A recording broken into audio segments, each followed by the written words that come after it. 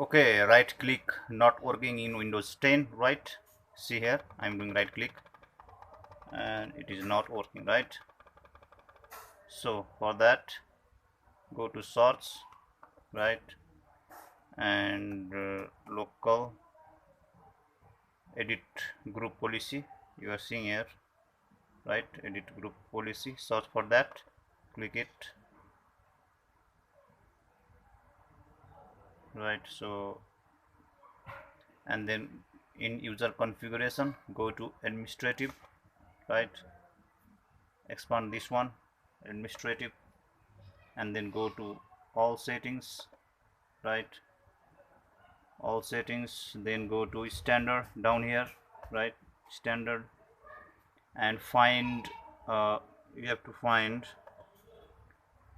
remove file explorer's default context menu, this one, right?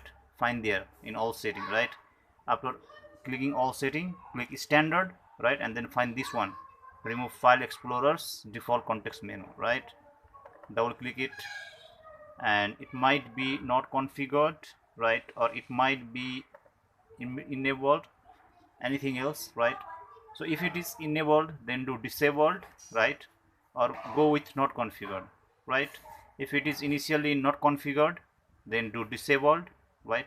If it is enabled, then you can go with not configured, right? So do that, apply, and okay.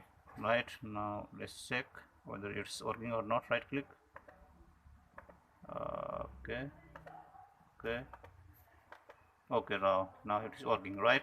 So remember that location and change it, right? Then your right click will start to work.